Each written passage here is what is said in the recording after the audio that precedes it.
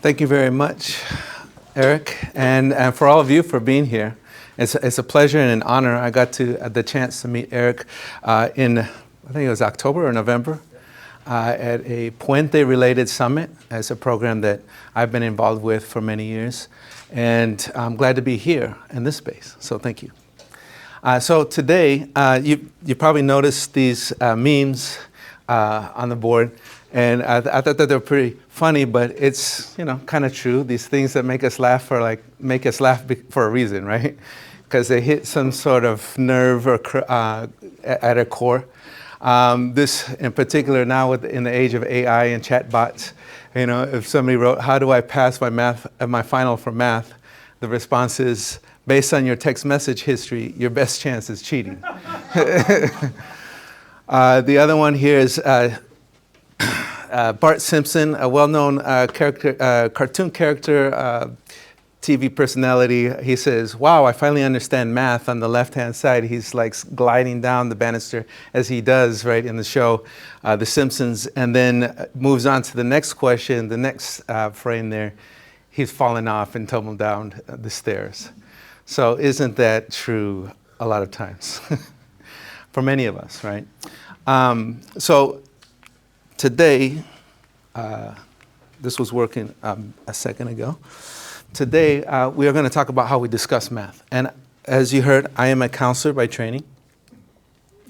And this is particularly important now in the age of post-AB 705, 1705, right? Where we have, sorry, some people were taking pictures, so that we are, no longer have our basic skills courses available to us for preparation for our students, right? And it's very controversial. But before we get into that, let me give you a little bit more background on myself and who I represent, right? So on the screen you have several images of people living and deceased who I represent, right? I am first and foremost the son of Eulogio Lara and Kathy Lara, and the grandson of Georgina Maria Lara, who is in this picture. Also, I have two other grandparents. But for me, I in particular am representing them here as I present before you in any space that I go into, right? Because they, to me, have been the pillars of strength and motivation for moving forward and upward in my life. I also represent my colleagues who I work arm in arm with to fight for social justice and equity on my campus and around the state and the community colleges for our students, as you can see here in the corner there. And then, of course, it was mentioned that I come from a large family. We're musical, and this is a picture of me playing the quena, which is an Andean flute. I was born in Ecuador, and so this is a picture of us in Ecuador. This is represents the first time that my parents and I were in Ecuador since I was born there. And so this is like 45 years later. And we were there to celebrate the 1-year anniversary. Oh no, actually it was, my grandmother had just passed away a couple years ago. So this is who I carry with me. This is why I do the work that I do. This is why I have an ethic of love, and why our community college students are so dear to me. I also, you're probably wondering, I'm a counselor, what do I have anything to do with math? I got my bachelor's degree in math, and I wouldn't have done that if I hadn't had an instrumental teacher in middle school by the name of Mr. Bloomberg. So I came to the United States as an immigrant and at a very young age. So I came into the K through 12 system in Minnesota, in a suburb of northeast Minneapolis, in a very predominantly white area, Polish and German neighborhood. And so I was one of a small handful of students who were other than white, basically. And I was in ESL because Spanish was my first language. Well, so for, elementary school was a period of adjustment, cultural adjustment, also learning the language. Once I got into middle school, there was no more ESL, probably because they didn't have a program or they didn't have enough students.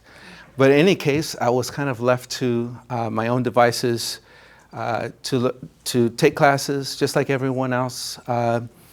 half knowing English, half knowing Spanish by this point, and getting graded, right?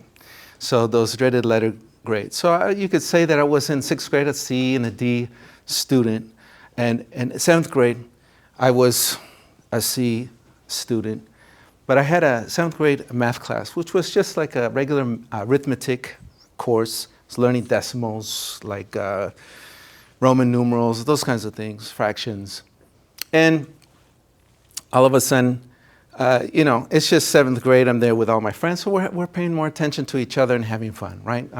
Our teacher was Mr. Bloomberg, who was an elderly gentleman who had a hearing aid. And so we would play tricks on him, right? Lower our voices, and then he'd turn up his hearing aid, and we'd be cruel, right? And start yelling and speaking very loudly. Students would, when the door to the class was at the front, and the pencil sharpener I see right now is over there by the door. When students would go up to the pencil sharpener, we'd go up there, and somebody would de-pants them, right? This was math, right? This was math. At the end of the school year at 7th grade, I'm sitting there watching TV. I think it's like June. I'm sitting watching TV, and it's the news. And I don't know what 7th grader is watching the news, but here I am watching the news. And there was a story about a family coming from Wisconsin back to Minnesota. And it was a tragic story. There were some kids on a bridge that dropped a massive rock, and it fell through the windshield of the car, and crushing the chest of the driver. And then they put the picture of the driver, and it was Mr. Bloomberg. And in that moment, I kid you not, I saw a flash before my eyes, the words, "You can do it."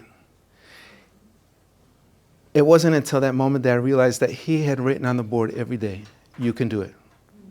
He erased it and rewrote it every day. And so from that point on, I pivoted in terms of how I viewed myself in relation to math, how I engaged in that subject, elevating my grade from a C to a B in math in 8th grade. Everything else was a little bit better quality C. And then 9th grade, I got an A in math and got B's in everything else. I started high school as number 250 out of 250 students, or like something around there. I graduated 5th in my class. And I owe it to that moment, right? But I realized, and then I went on to college to study math. And I had other people who were in my life who encouraged me and supported me and acknowledged me and validated my abilities in math and other areas and encouraged me, right, as a brown boy in a white world. But I've come to realize that that's not the experience of the majority of people with math, right? So we have an important role here as agents of the institution, whether we're counselors. All the counselors in the space, raise your hand or make some noise. Yeah. All right. And then we have some math folk in here. All right, math-related adjacent folks. And just general supporters. Okay, thank you for being here. All right, we all have a story, and so I want to know what your story is.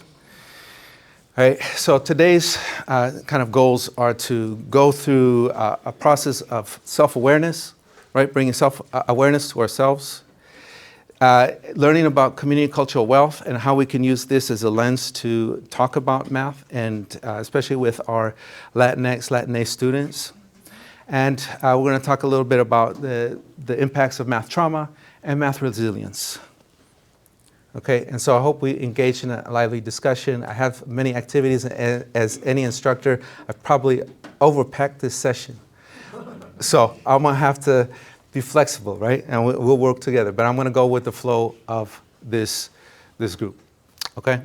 So the first thing I want you to do in this space is, like, if you have something to write with, whether it's electronic or a piece of paper, I want you to take just a minute or two just to jot down an answer to one of these questions.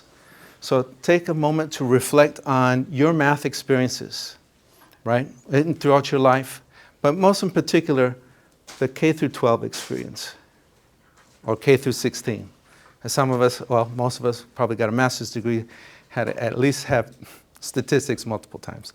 Okay, what is what is one of your mathematical strengths?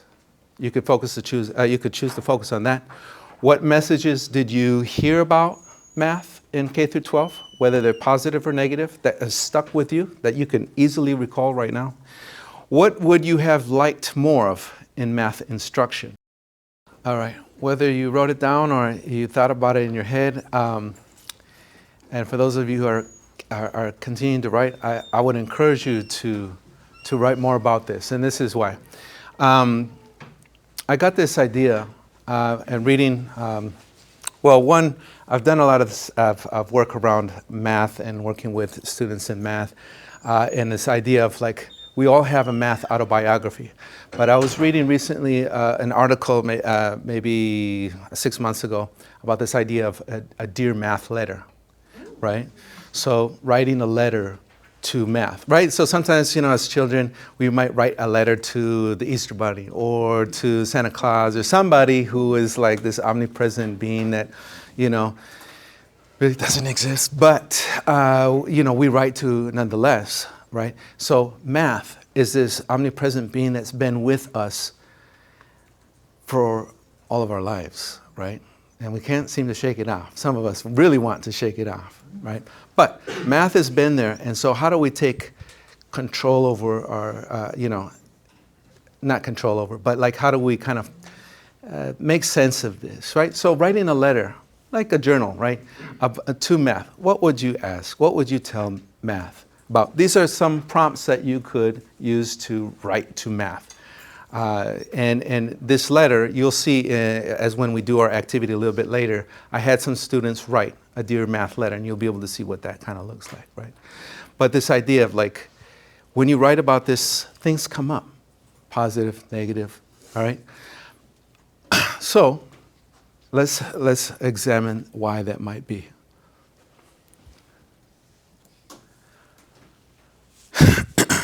On the internet, if you type in math or doing math, you're going to see a lot of images. Many of them are going to be of students, like young students, like with their hand to their head or looking like they're stressed and anxiety, or standing up at a board where there's like all kinds of numbers. Like there's kids this young standing up at the board with like differential equations. And I mean, I don't think that's a real scenario. Maybe if we have like a child prodigy or something, but for the most part, these are more age appropriate in terms of what's in the background. But when you think of math, right, and when you were writing your reflection right now, how much of that, what you were thinking about and what it brings up, is based in perhaps what we think of, what we've been carrying throughout our lives, right? So I wrote an X or a Y. Which one would you identify more with if you were looking at these images, right? X being an image where a child is getting support from their parent because they're probably struggling with something. Or the Y image is a young African-American student up at the board doing math and smiling, right? She's enjoying, it looks like she's enjoying it, right? Maybe not just posing for a picture. So I'd like to hear some thoughts, like based on your reflection, but also what comes to mind when you think of math. Like, what did that bring up for you right now in this exercise? Go ahead. Well, I definitely identify with Y, not with X at all, because as a first generation person, to graduate from high school in my family, there was nobody to help me with math. But the first thing I wrote my strength was that I've always loved math.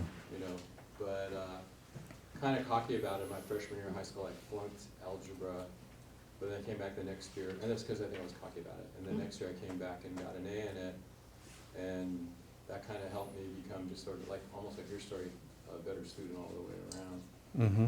So I love math. But what you asked the question too, like what do we hear most from our students? Well, twice today, I'm an English teacher, by the way. I think I've tried to get my colleagues to come because all of our students take English and math and either have math anxiety or English anxiety, one or the other. And twice today in English classes, I had students tell me they're going to drop their math classes. And that's almost a daily thing at this point in the semester in Right. English classes. It's, I ask them why, ask whether there's a chance they could pass, all this other stuff. But I mean, dropping like flies, you know, especially I make them aware of the W drop deadline, you know, so they know that, and try to see if they could get some help before, or if they're beyond help, whatever. But it's a Yeah. thing. This is a timely conversation. Thank you for that. Other reflections?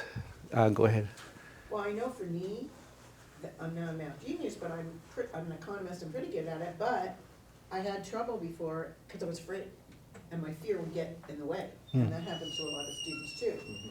I mean, if they're not math geniuses, they go forget it, but also if they struggle a little bit and they go, oh, it's hard, and then they get afraid, and just the fear is you can't concentrate and stuff when your energy is going into fear and stuff. So you're not able to learn the math that you are able, you know, and when I got rid of that or worked on it, I started to do better. And one way I did that is I think of math as a language. And I tell my students this in the beginning, think of math as a language. You're just trying to say something really, really precise. So just try to think about what is it you're trying to say. Because, like you said, a lot of people, it's humanities or English or math, and a lot of them are good at languages. Math is just another language. Right. And when I thought about it that way for me, it kind of lowered my anxiety in it. Thank you for sharing that. And that's already touching on some of the things we're going to talk about, how to reframe our conversations about math. There was one more comment in the back there, and then we'll For me, move I on. feel like in my K through 11, it definitely identify more with X. But senior year in high school, when I took statistics, is when I found success in math for the first time. Senior So I feel year. like I then shifted to Y, so I identify with Y now today, provided that it's not beyond statistics. Yeah. Oh, darn. Yeah, it wasn't until I fully dedicated myself to the subject and really, you know, committed myself to learning everything. And I understand that math builds upon itself, and I'm a counselor, I'm not a math professor here. I know that you can't take any chapters off, and you have to be fully engaged from the beginning to end. So once I did that, things really started to fall into place for me. We'll take one more. Thanks. Yeah. Oh, you done? Yeah. Yeah, okay. Me, I took that third question. I wrote, I would have liked for my math instructor to use real life examples Yes. when explaining math logic. To me, it was too abstract, Right. you know, and also be a musician and putting notes and seeing things. I said, well, why can't I do that with math? And so along the way, I had a math teacher that was able to verbalize things, and that's when I started catching on. Because it was just too darn abstract. Yeah, You know? what are you gonna do with this, Yeah, right? yeah. To what, for what? to Yeah, what, to what. exactly. Yeah. Well, I love this conversation, and I encourage you to continue these conversations with your colleagues, because I think the first point is to bring awareness to ourselves, right? So, and that's what I heard in your conversations. You're like, oh, when I did this, I reflected on this, and you started relating to the student. So now we are actually getting to a place where we can communicate better with our students. But okay, before we get to that, let's talk a little bit about math trauma and resilience, right? So there's for this project, I've done some research out there. As you can imagine, right, our views on math, whether they're positive or negative, are shaped by, excuse me, something's about to close on me in a second here. Our views are going to be shaped by society, what we hear, our parents, important people in our lives, our teachers, right? What we, at some point, it's gendered, it's racialized, these messages that we receive about whether we are good or not at math, right? And also math is one of those subjects where you get like, once you, do it, either the problem is right or it's wrong. Usually, that's how it's been taught, right?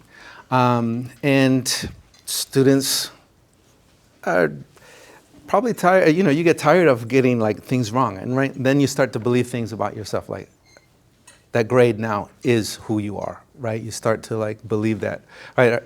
And so anyway, we carry this because what's one of the requirements that we have in high school to graduate? Right? We need to have up to intermediate algebra or integrated algebra, integrated 3, right? And then we still have this requirement in the community college, right? There's a requirement at the 4-year schools that you have to have a certain level of math, right? So math is with us. Now you go to a graduate program. Unless it's, if it's not a math program, you're probably going to be taking a statistics class, right? I was in a doctoral program sitting around a table with like super smart, intelligent colleagues that were crying because of everything that they were holding about math and all of their K through 16 experience. And it's like, this class is only 1 week long. We can get through this, We're here to support each other, but so math is one of those subjects where it's very emotional, right? Because of the from the beginning, right? For the instant feedback that we get and the messages we hear, right? So it leads to anxiety, fear for many people, lack of confidence, right? But when you heard my story and you heard several other people, like when you found. Obviously, if you're in this space right now, most of you are faculty, right? You've had to, overcome this hurdle at some point, right? Somehow. So you're the survivors. But when we're sitting there meeting with students or working with students, we're already on the other side. They want to get to where we are at, right? So we have to recognize that, right? We have to be aware of what our journey has been, and that is different than what our students. And that we need to reframe our conversations, as you'll see, to help move from the anxiety and the fear and the avoidance to resilience, which is a colleague of mine at De Anza College, math instructor Melissa Aguilar, says, she calls it mathitude, right? Attitude, math, combine those two, right? So I want to give her props for that, coming up with that. But the research says that, helping a student develop a growth mindset, right? I can't do it yet, right? I hear that from my children. The growth mindset is yet, you're adding that to that. So it's like seeing what you're doing right now, and maybe you're stumbling, but you're going to get there. Helping the students find that personal value in math achievement, right? So when this research is probably mostly done in the K through 12. It was very hard for me to find anything that's done in the university or even at the community college. So I would encourage you, if you love research and you want to look at this topic, I would love to partner with you on that. Finding that personal value, because if you can find that connection, right? If it's less abstract, and then you start getting it, right? Now you got something to look forward to the next time you try it. It's like winning at the slots. Like I wouldn't sit around at the roulette table if I was losing all my money. But if I was winning, which happened in September, I stayed for an hour and I won a lot more, and I said, I gotta go. I found personal value in achievement I was experiencing. You also have to foster the attitude, the mathitude of being willing to engage and struggle, right? Because it's not easy. I'm sure that all of us struggled along the way. Nothing came easy to us. Maybe some things did along the way, but we also had to struggle, and we overcame that somehow. And so helping students see that, yes, there is some light at the end of the tunnel. There is a bridge beyond this plateau. And then the fourth thing is the ability to recruit support. And that's basically looks like forming a study group, having tutors, engaging in the math center, learning center, or whatever center, or in the Clio center. You're hosting, study jams here, math study jams, right? Wherever the students are, that's where we should be engaging them with the support, right? And building community around that. And our role as teachers and counselors, based on this literature, is that we need to be highly sensitive intuitive, and flexible, right? So what does that look like in the counseling space? That looks like when we're talking about math with a student, perhaps we notice that if their face is flush and their eyes are glossy, or they ignore the topic altogether. Like, we need to be sensitive to that. Or in the classroom, it looks like an instructor is teaching the first week of class, in the first period or two, we're learning about our students and their math autobiography, or we have them write a math letter, so that we're bringing some awareness about math and kind of bringing that into a space and bringing it out loud so that students don't feel alone in their journeys, right? And then now, as an instructor, you are able to be more sensitive to what the students' needs might be and to meet them where they're at and support them in the way they need to be supported, right? And the flexibility to shift the agenda of the class or the counseling session to address that, the emotionality around math, right? Because if we don't address the fear, it will always be there. And we have to also acknowledge the complex networks of the histories of our students, right? Their demands outside of school and influences on the students, whether they're positive or negative, right? And if most of our students are over 18, they're adults, right? I have students all the time come in my office, think that they can take a full load of classes and work full time, and many attempt to do it because it's almost the only way to be able to survive in Southern California, right? Unfortunately. And so perhaps we have to address those kinds of things as we're talking with them in the counseling sessions, but also in the classrooms as well. Although instructors are not counselors, when you hear things that this might be a red flag, this could be something that we would refer the student to a counselor and partner with the support, right? Okay, so that's what the literature says. Now, let's get back to reality, which is what students are experiencing. I wish we could spend a lot more time because there's many examples, but my colleaga Melissa and I came up with some that we've commonly heard or maybe said ourselves as counselors, or that we've heard students say that their instructors say. And this being one of them, right? Here's a message that a student hears, right? Of course, I'm not going to give you context, but you know how we are. Sometimes we only hear things partially, and all of a sudden, this is what we hear. You'll be stuck here for another 2 to 3 years because of math. What do you think the student hears? You can't do it? They're gonna flunk. You're not leaving, you can't do it, you're going to flunk. Anything else? Not smart enough. Not smart enough. Deficit mindset. Deficit mindset, what did you say? Waiting your time, because, you have 2 or 3 years that do not overcome that subject. That's just why that you here.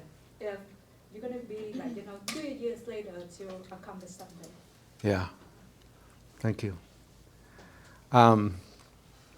Yeah, how can we reframe this so that student hears a more positive message, a more supportive message, right? Perhaps this is a student that is on the STEM track, right? And needs to take like 5 courses in math, right? Maybe the pre-calculus, calculus, sequence, differential, linear algebra. Then they have to also take the physics and the chemistry. I'm thinking about a student I just met with this morning who's trying to do biology at UCSD, right? These are at least 5 semesters worth of math courses, if not more. What can we say differently? How can we reframe that message? Go ahead. Here at OCC, we have math tutoring to ensure that you are on track when you graduate on track. Awesome. Yeah. Look, I know there's going to be a lot of math, but we're here to support you along the way. And these are the resources and we need to get you connected right now. Let me introduce you to somebody. Okay? What else? Go ahead. Oh, I teach engineering and physics, but what I'm going to say probably I'll be hated by math teachers because I usually tell because I've done a lot of math throughout my journey in grad school and also in undergrad. I'm not very good at math, and I also did engineering in industry before, so we use a lot of math. But what I've been telling my students is that in the future, you can use software. But I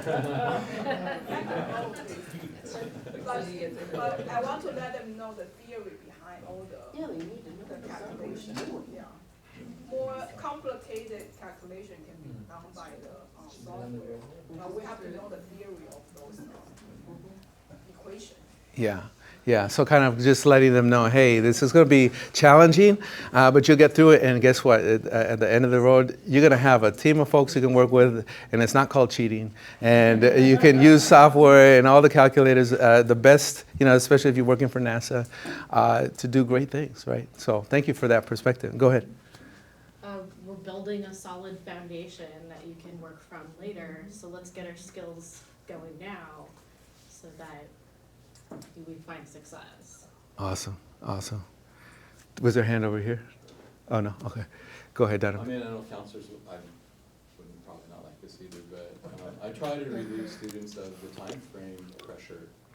Everybody works at their own, has their own pace, and so don't feel constricted because the message is you have to transfer in 2 or 3 years. Take your time. And that's because the time frame is pretty arbitrary. I think for our whole educational system, who says that the kid's ready for kindergarten at age 5? Some Yeah. are ready at 3, some aren't ready till 7, but we still impose this on it. So, I try to relieve them of that as much as possible. Yeah, or have a conversation about that. And to really, yeah, thank you. It's Go interesting ahead. that you just brought this, so the last student, I'm one of the counselors there at OCC, and the student I just spoke to 45 minutes ago, she goes, I feel like I'm behind. She's taking pre-calculus, same thing, and so I never use stuff, but I did say to her, wait a second here. So we spent a good amount of time talking about how we all have hit the reset button. We're all behind because of COVID. So, Yeah. they think they're behind. They think. Yeah. Go ahead. I'll take this and then back to you. Yeah, I think something that's very significant as a counselor is immediately messaging that, years involved with developing math foundation, but that one as a counselor that you'll be there for them throughout their journey and that time frame, and letting them know that you'll be there step by step with them forever to support them in whatever they need. Thank you. Yeah. I had that same message that I said to a student this morning. Go ahead. Well, and I worked as a counselor when I was in grad school in my department, but I would tell students, because they didn't want to, quote, do remedial, or they wanted to go to the next class, and you're not ready for it. I'd say, it doesn't matter where you start, it matters where you end up.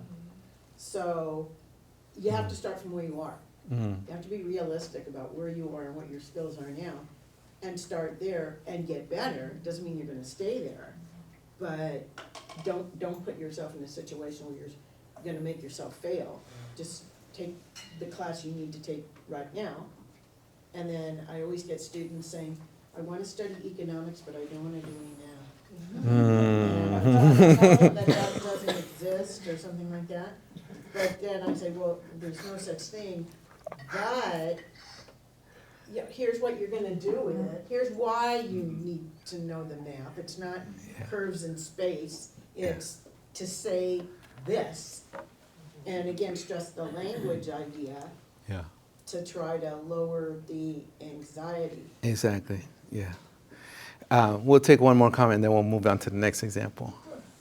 Well, I was just gonna add that one thing that I've learned how to do over the years is encourage students to get into study groups. I say, hey, you're not the only one that feels this way. There's other students that feel that way in class, and then I get some of the other students who really kind of got it already and ask them would they be interested in leading the group and stuff. And I just learned, even my doctoral studies, the Pepperdine, we learned that students learn better from other students. Yeah. So that's what I try to incorporate, in different levels in political science, not math. Yeah. But it works. Yeah, works in any subject. Okay, so all great ways to reframe that. Let me introduce another one, and we'll do this quickly. Just imagine a student in the first day of pre-calculus class. The instructor says, "I see your major is kinesiology. You're in the wrong math class." What? This is something that's been said, and for many over many years by various faculty. I won't say where, but yeah. So I wonder how could we reframe this? What is the message that? Well, first of all, what is the message that the student hears? What is the one, oh, message student. Yeah. What is the message that the student hears? Go ahead. I just want to add that teachers may not be saying it that way, right? No, they actually say This that. is the messaging the students are hearing, so maybe the teacher said it in a way that we wouldn't find objectionable to, but it's important to realize that the student may be hearing it that way. It could be both, but yeah, your point is well taken, right? In the comment. Yeah. So imagine as an instructor, you have a roster with all the students and their majors. And you're looking on the first day of class to see if you can make room for other students who are going to be math majors, or a STEM major who really needs that pre-calculus course, right? Rosters don't have the major. Yeah. So just imagine yours does. Yeah. Go ahead. So, this certainly happens. I wouldn't go so far as to say that the motivation, at least at this campus, is we're trying to make space for other students. That's not really an issue that we have.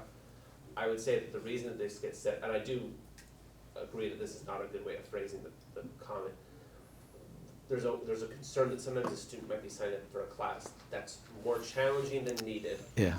And the instructor's intent is to say, you've signed up for a challenging class. Do you realize that if you're just taking this as a general ed, which is the case of this student most likely, that you could be taking the Lawrence Math or statistics, and that might be less of a challenge.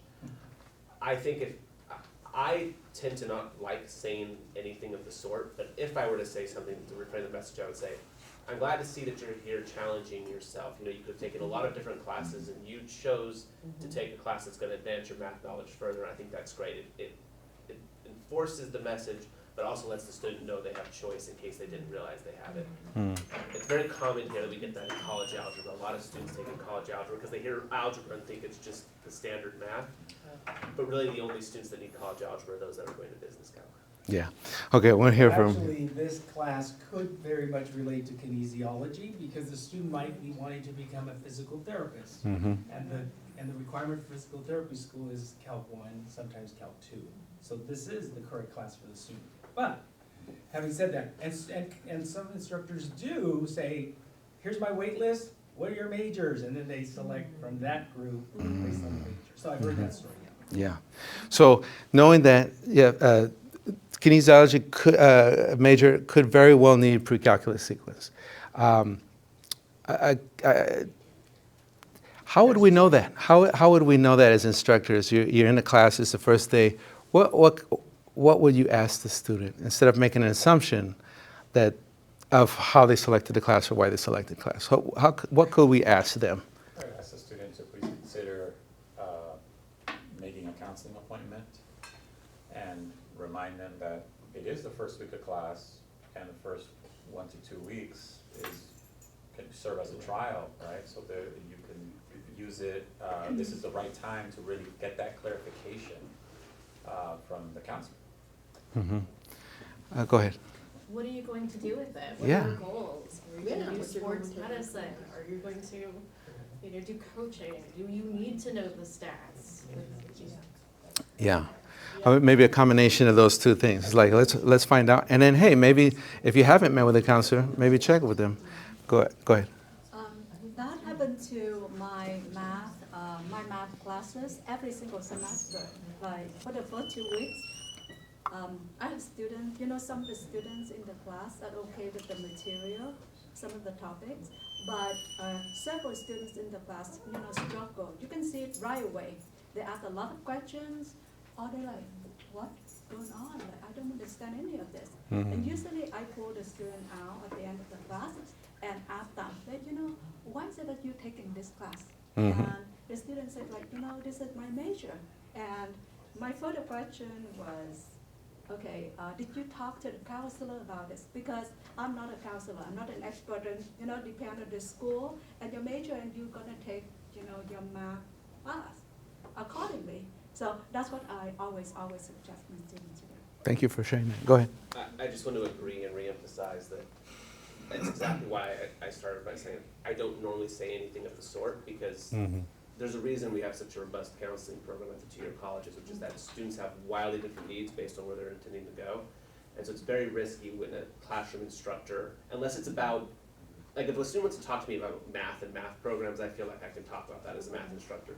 But if they want to talk about their math needs for any other program, I don't feel qualified to answer that. And so it's really important that we affirm that they can meet the challenge and be here, and we're glad that they're in this class. And if we have any uncertainty, I really think that they need to be referred to counselors who know better. Definitely. No, thank you for that. Go ahead.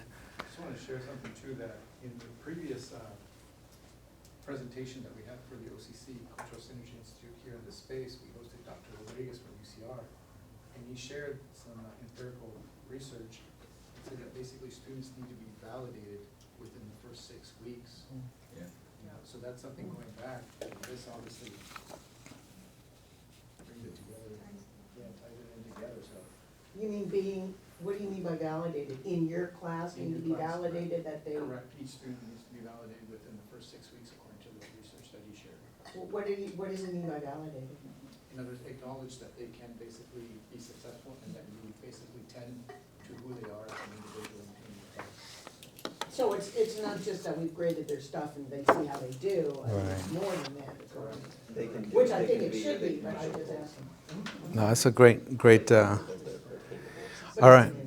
So I need to move on, but I want you to think about other messages that you may have heard, or you've had students come in and talk to you about, or that maybe you have said also that perhaps could have been interpreted differently than what you had intended, or that could have been intended. And how could that be reframed, right? Okay, and that's an ongoing conversation. Hopefully that's something that you can continue to have those conversations in the math areas, the STEM areas, and I'm glad to have interdisciplinary conversation as well. Because we have classes, we have students in all of our classes that need to take English and math, as Donovan pointed out.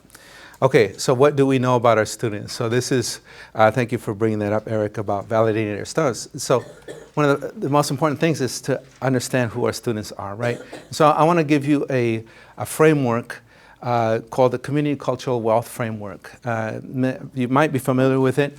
Dr. Tarayoso at UCLA first came up with this framework with 6 areas of wealth that students bring. So it's an asset-based framework versus a deficit-based framework.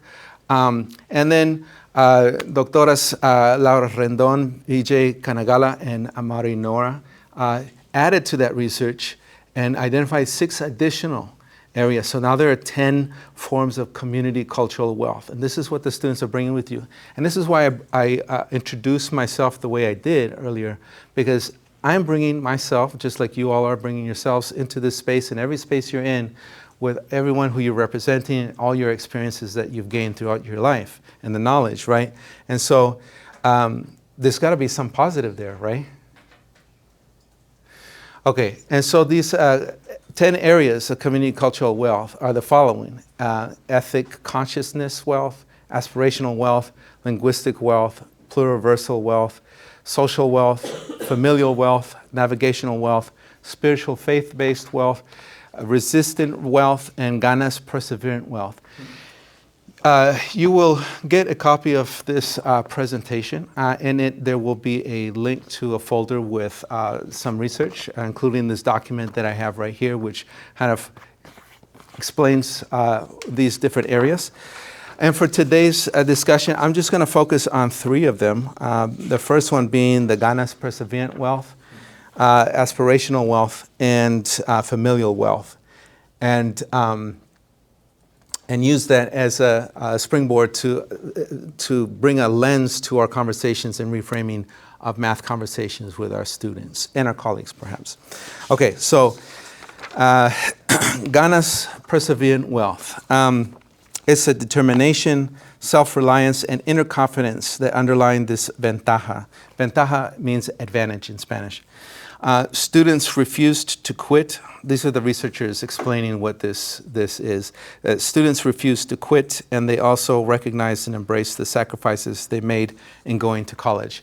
By the students, they did the research on the Latinx community, in particular in Texas. Admirably, students were able to overcome difficult challenges such as being undocumented, lacking role models and mentors in their communities, experiencing poverty, and attending poorly resourced schools. So how is a student supported if we're using the Ghana's perseverant wealth lens, right? We acknowledge their sacrifices, right? We acknowledge all the experiences, in particular in math, right, that they've already accomplished. They've gotten this far. They're here sitting in front of us in our classrooms, taking this next step in their educational career, and they happen to have to take math. Let's acknowledge what sacrifices they've made, whether they've had huge sacrifices or small, right? And who is there to support them? What's the support network? And what can we provide them in terms of support here, right? And whether it's if it's like I mentioned earlier, like if there's a math center, tutoring center, or if it's here in the Clio Center where there's a math study jam, right? And sharing your own personal stories, narratives of persistence in this area as well. Even though we are in the front of the classroom or in our behind our desks meeting with students, we've also had to struggle with math at points. Why not share that? Why not share our story about our mathitude and resiliency? Okay, so and this would foster the Ghana's perseverant wealth that the student is already bringing in, right? Let's tap into that. The aspirational wealth. The aspirational wealth is where students were hopeful about their futures, aspiring to complete college and enter professions such as engineering, science, or politics. Their aspirations were often shaped by validating agents such as parents, siblings, and grandparents who shared testimonials or life stories about overcoming adversity and who provided support and consejos or sage wisdom, advice. Community role models also fostered aspirations and hope for the future, right? So how do we support the aspirational wealth of our students, right? By engaging in formal and informal mentoring, right? As counselors, I think somebody mentioned, that, I think it was Eric that mentioned that letting the students know, hey, we're here to support you along this journey. Like, let's check in every semester you're taking math. Like, let me know how it's going. That's the maybe the informal mentoring, or maybe as a counselor, I know a particular math instructor that is really good, would be a really good fit for this student, and I make that warm handoff and introduction and say, hey, I got this great student that is going to be in your class, and please take care of them. Like, let me know if I can be of any support along the journey. And in the classroom, perhaps you have a student that mentions to you, right? You ask them, okay, what do you want to do with kinesiology? You're in my pre-calculus course. Oh, I want to become a physical therapist. Like, you know what? I don't know anything about kinesiology, but I've got a colleague in that massively enormous kinesiology building that's on our campus. Let me introduce you to some people, right? If you're not already connected, right? So, making those connections, affirming that they have aspirations, and we're fostering that flow and that energy. And talk to them about their career goals. Don't be afraid, just because you may not be a counselor in the classroom. asking them about their career goals doesn't mean that you have to tell them what they have to do, but like it validates them, who they are and what their aspirations are, right? Go ahead. I just wanted to say along those lines, I think in order to do that, we need to be more connected ourselves. Mm-hmm. So maybe, I don't know, but somehow on the campus, we need to set something up or work ourselves on becoming more connected. Like the counselors maybe need to know some economists, so, because you're gonna have students who wanna major in business. Right. So if you're gonna hand it off to someone, you have to know someone. That's what I mean. You know? Or so somehow integrating the whole campus more is necessary to do this, and I think it's worth doing. Yeah, that's a great start. You got great ideas, and I hope that your colleagues are hearing this, and hopefully looking to start something, or even if it's small, one department to another, right? Counseling and our math folks, right? Okay. Now, familial wealth. This is the third lens that I want to introduce you to. And you're probably noticing that there's some overlap, right, between the Ghana's perseverant and the last one, which was the aspirational wealth. And you'll see some connections here with the familial wealth. And so these are not necessarily mutually exclusive, but they work in tandem, right? And so it's like a kaleidoscope, right? You're looking through and you see all the cool colors. They're all part of one thing, but they're all working together. Familial wealth. The family provided critical support, with mothers playing an especially central role. Students accumulated familial capital through validation, consejos and sage advice, and role modeling. They were determined to complete life goals, not only for themselves, but also for their families, right? So from our Latinx students and population, it comes from, most of them come from a collectivist culture, meaning that it's not about the individual, it's about the group, right? Our individual aspirations are secondary to our family's aspirations, right? And then we have our students here who have this as their cultural upbringing and background, and they hit a cultural, shock, because this is a different world, one that puts the individual before the group, right, in our society, our American society. So, and we meet with, and for instance, I'll give you an example, we meet with students individually, right, meaning, for the most part, right, we have individual counseling appointments, and we rarely have parents come. If we have a parent come, we have to have them sign a waiver saying that the student waives the rights for privacy, right? Okay.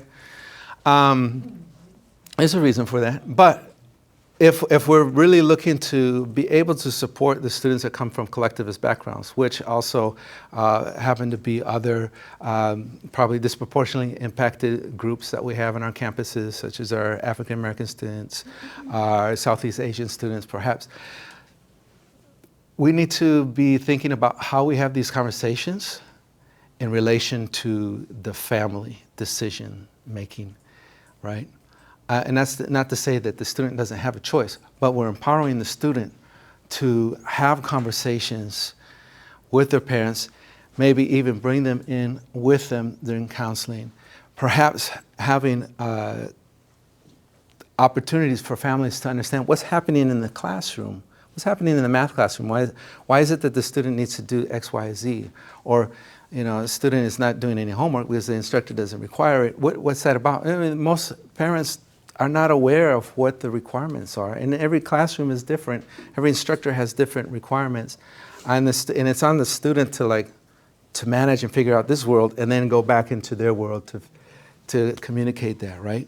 And so we can support this to this lens by acknowledging that family is important in decision making, that we can do a better job of learning more about the family and what's important to them, and incorporating the family into our counseling spaces and perhaps into the educational environment in general. So hopefully this, I provided a bit of a a lens to look through that may help us with reframing conversations about math as we engage with our students. I'm not going to take time to ask you to engage in this prompt, but I want you to think about this. How would we apply this community cultural wealth model to our conversations with students about math? So I want you to take this away out of this session, but I also want to allow us to apply this idea to the next activity, which is going to be looking at some case studies. All right, so we're going to look at 3 case studies, and I'll break you up into groups of 3 or 4 people. I think we should have enough handouts for every single person. You'll get all 3 case studies, but in each of your groups, you'll only focus on one of the case studies. And so each person has all 3 case studies, but your group is only going to focus on one of the case studies, and I'll tell you which one for each group, okay? So don't look at them quite yet. I just want to give you a quick introduction to what these are. So I took the concept of the Dear Math Letter as well as the idea of developing a math autobiography, and I found 4 students. 3 of them consented to allow their information to be shared today. That shared, so I created a story. Based on the information and an interview that I had. I had a survey and an interview with each student. And so that's what is before you. And they're vastly diverse students in terms of their experiences with math and goals, also ethnic and gender background. And I'm continuing to gather more stories, so as I do more presentations, I'll have more stories to share.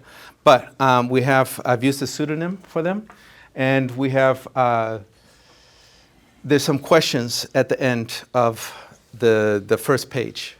Okay, the second page of each case study is the Dear Math Letter. Okay, so it gives you some context as well in their own words.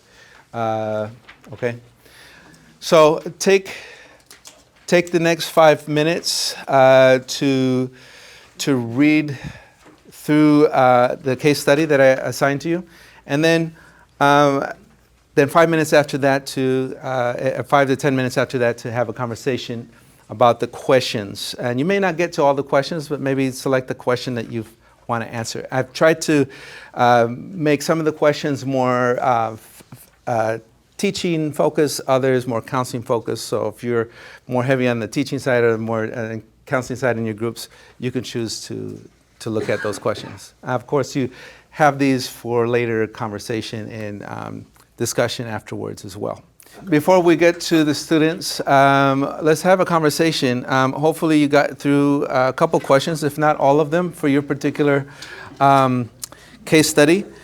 So I'm just going to ask for some brief reflections on the conversation, like what transpired in these conversations. Don't have to give details about what anybody in particular shared, but what question did you answer, and what kinds of thoughts came about? Reflection. What's your reflection on this? We have case study number 1, who is everybody has this, so you can look at it. Case study number 1 is Sammy, and what we have 2 groups that looked at case study number 1. Group right here and in the back. So one of these 2 groups or both, who would like to kind of kick us off with some thoughts? Go ahead. I can go. So we mostly discussed really the last question. And one of the things that we talked about was, the students interested in majoring in psychology, actually. So we talked about maybe suggesting meeting with the counselor to make sure that they could certainly take the class they signed up for, but they might also just, they could take a statistics probably class to meet the requirement for their major. So just making sure that they knew what the options were for them. Right, as an instructor, noticing that the students in your class, kind of similar to what I was experiencing in a conversation we had earlier about student being perceived to be in the wrong class. In this particular case, the student was definitely in the wrong class, right? And so encouraging them to talk with the counselor not outright telling them, hey, you're in the wrong class, right? So I appreciate that. What other thoughts do you have in the back? Reflection on how to approach this particular case study? I mean, we were interested by just like the theme and how everything started in terms of familial wealth and how math kind of gradually became more of a stressor for the student based on their experience in K through 12. And culminating in that drop-in meeting with the counselor, but we did discuss some teaching methods, practices, engaging the students, validating the students, encouraging them, and trying to, the student did talk about how one of the instructors early on in high school had activities, introduced new topics, and made it more fun, if you will. So kind of modeling some of the same type of methods to get that student to have a better perception, a better experience with math. Definitely, meeting them where they're at and their experiences. Okay. Yeah, because the negative experience stemmed from them feeling shamed or feeling like one of the experiences they had in high school, they were kind of reprimanded for not getting things right or not maybe participating. So that's kind of where the experience started to get a little bit worse. Right. So and she carries that with her, right? How about case study number, thank you for sharing. Case study number 2, we have James. Is an older student, so everybody, you can look at this, briefly look at the first paragraph, gives you kind of just the demographic information. But for case study number 2, those who were in that group, I think it was in the back corner here in the second group, right there. What were some reflections or thoughts that come to mind after that discussion in terms of that case study? Go ahead. Well, I'll be honest, not everybody in the group knew what a co-requisite course was, so we needed to spend a lot of time digesting 1705 a little bit. Yeah. Yeah, to educate me. We talked a lot about the modality. We focused in a lot about how the students struggled in an online class. Yeah. And the balance between meeting the students where they are and wanting to adapt to meet their needs, being working full-time, not necessarily able to meet at the same time every week, with a modality that we're not, sort of unanimously, we're not sure is the best way of teaching, and in this specific case, doesn't seem to meet their students' needs. There certainly are students out there who learn online very well, and that doesn't seem to be the case for this student, and that from both from a pedagogical perspective, from a counseling perspective, what you do to meet that student's need. And so I don't know that we necessarily have a solution to recommend, but that was what a lot of our conversation focused around. Oh, and that's a great conversation, especially in the math department, because, from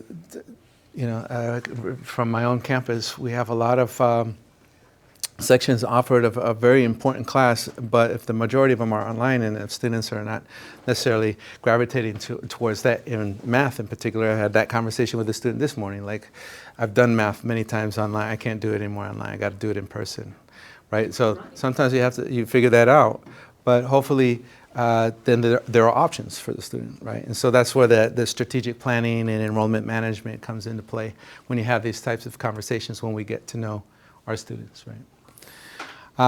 What else from the group at the back? So he is a non-traditional student, we know that, and so it can be very difficult for him in terms of like trying to get back to learning about the math. And so we talked a lot about definitely meeting with tutors and math instructors, as well as maybe like partnering up with a classmate to do some kind of like group study so that he can be on track with what he needs to do in order to be successful in the math class. Yes. Thank you. And that's, again, all in alignment with what we've discussed about mathitude and the community culture well. Thank you. Let's look at case study number 3. And this is Pablo. And so for the two groups that worked on that, I think this group in the back here and a group in the front, what came up for you in these for this case study? Pablo was a good, he was a good student, right? Yeah. Pablo is a good student.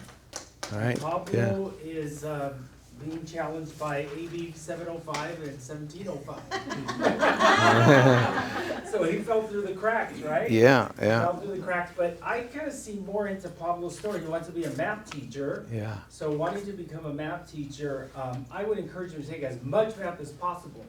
So the fact that he took that college algebra is not a bad thing, you know, but we need to get him back on track.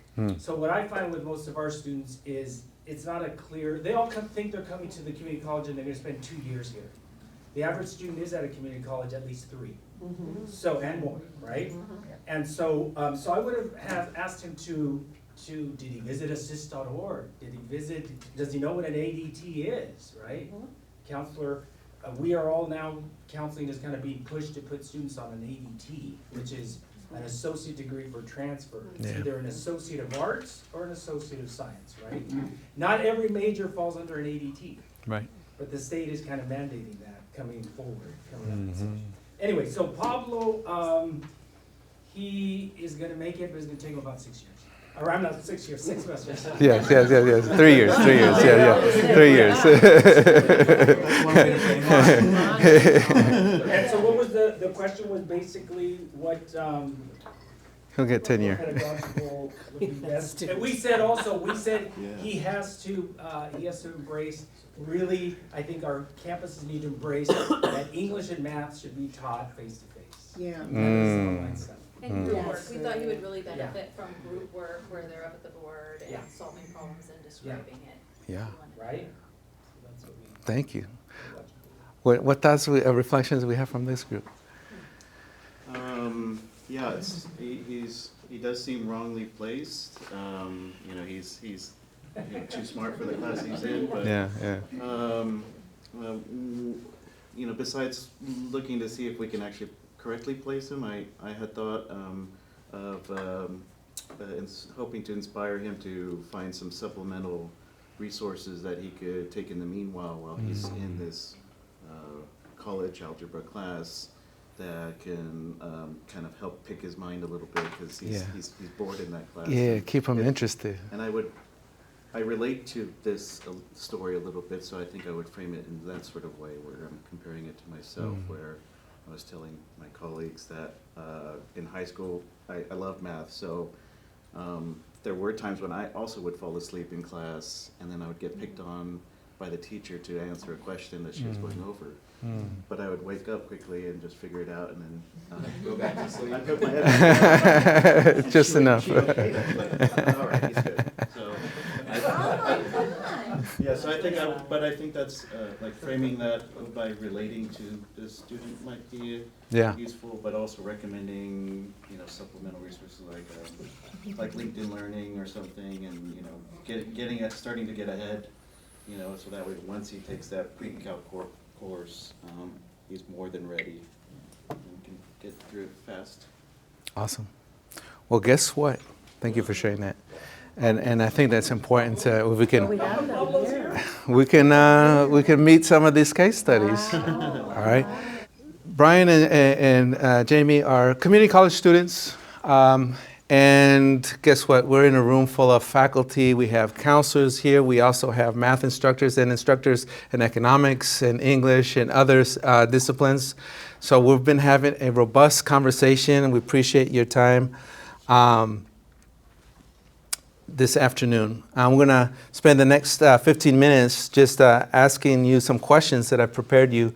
And I just revealed that you two are some of the case studies that we reviewed today. Okay?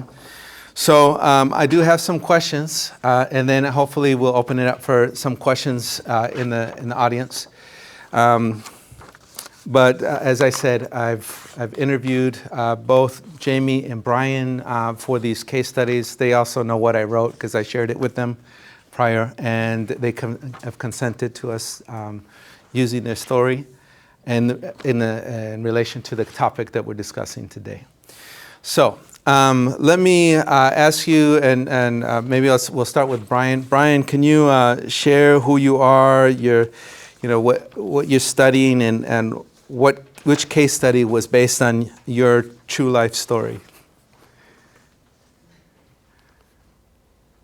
Yeah, my name is Brian Cahill. I'm a engineering major, and my case study was based off of what I thought about math classes and how I thought that math was being taught in schools. That's it. Thank you. And Jamie? Hi, my name is Jaime. Oh, sorry. And I'm a math major with my intentions to be a math teacher in the future or a math professor at the community college level. Thank you, Jaime. Mine is Pablo, I believe. Yeah. Case study number 3. All right. So thank you for being here again. I asked you to write a Dear Math letter, right? This omnipresent being that has been with you throughout your education. What was it like for you to write that letter? And what did you learn about yourself in the process of writing that letter?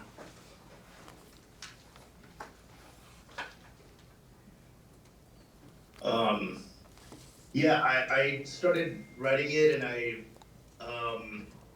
started thinking about all my past teachers, and I think for the most part I was starting off with math. It always intimidated me, and I think my first go-to was to blame the teachers first for just maybe not being as enthusiastic as they could be in teaching, and as I started writing more and more, I just started realizing that maybe I just didn't apply myself enough, or didn't use enough resources that were available to me at the time. But now that I'm looking back on it, I think that's really the case. A lot of the teachers that I've had now in college are great, and there has been a lot of resources that have been available to me, and I've been using those. And I'm an older student, so it definitely helps out a lot. But basically, yeah, when I was writing it, I felt really intimidated about math. I have a different outlook on it now. Can you share a little bit about what your outlook is now? I'm optimistic about it. I know it's going to take me maybe it takes me a little while longer to grasp certain concepts, but I'm much more motivated than I was before. I think that I have a clear line of what I want to do, and I have counselors to help me out with that, and I do utilize tutoring and things like that. So I do feel confident now. But like I said, I think it does take me a little while to grasp the concepts, but I'm much more motivated than I was before, now that I have a clear path rather. Thank you, Brian. Jaime? When I was writing the letter, honestly, I kind of made it funny. I was writing a letter to just an actual person. But when I look at the letter and its contents, I realize just how much math has been involved with everything that I've done so far in life, and I want to just continue on with that. Especially as a teacher, I want to make sure other kids have that same kind of reflection on math, that it's not just something that is something they're forced to do, it's something they can actually use in real life applications. Oh, that's so powerful. Thank you for sharing that, Jaime. So today, we've been talking, as I've shared, about how we talk, right, as agents of the institution with students about math. What messages related to math or your abilities in math have been discouraging, and what do you wish you had heard instead? And it's okay if you haven't heard any discouraging messages, don't make it up. But if you have, what do you wish you had heard instead? For me, I think that with my parents not being the greatest at math, they kind of told me that that was probably ingrained in me, and I probably wouldn't be good at it as well. And so that kind of was ingrained in me as like, a child. But they never really were told me that if you work hard at it, you could get better at it. It's just something you just have to apply yourself to. Yeah, I think that was a couple of things that really kind of, before I even started math, I was just freaked out about it because I didn't think I would be any good. Because most of my relatives weren't that great, but I don't know if they applied themselves to as much or had as much motivation as I do now. So that's just for me. Thanks, Brian. You mean you didn't get the math gene? Jaime. So when I was a junior in high school, I was applying for my classes for my senior year, and my counselor was kind of like discouraged with me. He was like, I wanted to take calculus and AP physics with the calculus-based physics, and he was like, maybe that's probably like too much for you. Like, normally students like can barely handle one or the other, let alone both. So that kind of just like pushed me away from doing that, and I just did AP stats with just another year of algebra-based physics. I wish I would have had like a little more like belief in me from my counselor, since like that's kind of what they're there to do, pretty much. But it is what it is. Can't go back and change that now. Well, you most certainly can influence everyone you interact with going forward. So, those experiences, although discouraging, are very foundational for, doing things differently going forward, right? And then there's also at the collegiate level, at least at my campus or college, there is no more math placement exam. You just go based on what you did in high school. So because I took stats in high school, I'm now placed like at the bottom of the ladder of math, starting off with like college algebra and then working my way up, which in turn has made it so I have to spend like another like year at the level, at the community college level, before I can actually transfer onto a 4-year university. But it's fine, the more math, the better, I suppose. Thank you for sharing that. 6 years. I have a couple more questions, and I'll open it up to my colleagues here. I think, Jaime, you kind of hit on one of the questions already that I wanted to ask, which is what advice do you have for academic counselors to effectively support and guide you through your math journey? And what should they know about you? So. Well, I mean, it all just like kind of depends on how you are as a person. Like, if you believe in yourself, then you should just push for it. If I had believed myself a little more, I should have just like pushed my counselor to just allow me to take those classes. But also, as a counselor, I say, just believe in your students. Like, if there's a way for them to take that higher level class, like kind of like push them towards that. For example, I myself just a few days ago had to get an override for my math classes in the summer, because typically students are supposed to take 2 math classes back to back during the summer, but I obviously have to unless I want to spend another half semester or not full semester at the community college level. Thank you, Jaime.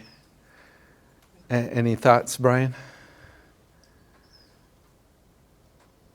I mean, yeah, piggybacking off of what Jaime said, I think that with my background, maybe if I had like a counselor that were to, encourage me a little more in math and say that, I believe in you, sort of thing, that might have helped spark like more of a motivation for me to apply myself more in math.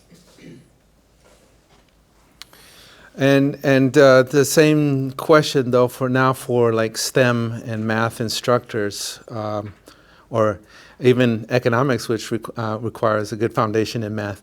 What advice would you have, same question, and what do you think your instructors should know about you when you're in their classroom?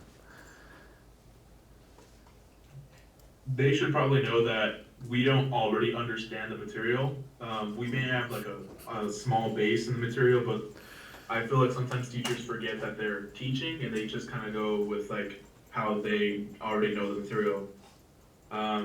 Explaining it further in depth and breaking the steps down more definitely helps students comprehend more. And not just, moving on, making sure that the people or the students actually comprehend the material is very important, because most math courses kind of like carry on to the next level. So if they didn't grasp it when you taught them initially, then they're just going to keep on suffering for the rest of the course. Thank you, Jaime. Yeah. Brian? Yeah, I wholeheartedly agree with Jaime and what Jaime is saying. Also, I would say that, for an instructor, maybe not just go off the book and explain what the book is, maybe go a little more in depth with their own thoughts about different concepts having to do with math would really help out a lot. All right. Those are really great ideas, and the room, I've seen a lot of heads nod and heard some agreement. Right now, I want to open it up to maybe a couple questions if you're up to it. Does anyone in the audience have a question for either Jaime or Brian? I want to know what Jaime's taking back to back in the summer. Okay. What are you taking in the summer, Jaime? I'm going to be taking pre-calculus A and pre-calculus B. For some reason, I can't just take pre-calculus. I have to do A and B separately, which is a little annoying, but it's not going to be that bad. You're going to ace it. That's going to work. Yeah, we believe in you, Jaime. Thank you. Other questions? Go ahead. When is Jaime going to be a tutor himself? Oh. There you go. I actually do tutor at the high school level for fun. I go into to the high schools that I had connections with, and I'll just go tutor when I have free time.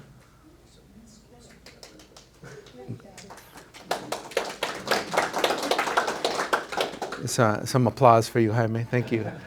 Question? I'd like to ask Brian, what those conversations, if you've had them with your family about math, look like today now that you are embracing it as part of your major, and that, like you mentioned, you're motivated to push through what you have to take for your major. Yeah. Yeah, sure. I would say, definitely my family's proud of me for putting in the hard work and really applying myself, and just saying that, just saying that they just don't know how I do it, and how this point in my age, I've just turned 38 today, and I have this new added outlook on life. It's just a great thing to see. And it's just not only just in math, but it's just in everything else in life. I'm, kind of turning the leaf on a lot of on my career and a lot of new things. So it's good. Thanks, Brian. Happy birthday. Yeah. Happy birthday. Happy birthday. That's awesome. Well, we are almost coming up to the 4 o'clock hour, so we want to appreciate your time, Jaime and Brian, and for being with us and for sharing your stories. Let's give them a round of applause. All right. But I just wanted to thank you for being here. I know that the idea of this is that this is like train the trainers, and so you're going to continue these conversations and hopefully bring more into the fold, and hopefully learn more about your own students, and reach out to me if you're interested in more math stories, my math projects. But thank you, and I appreciate being here. Thank you, Eric.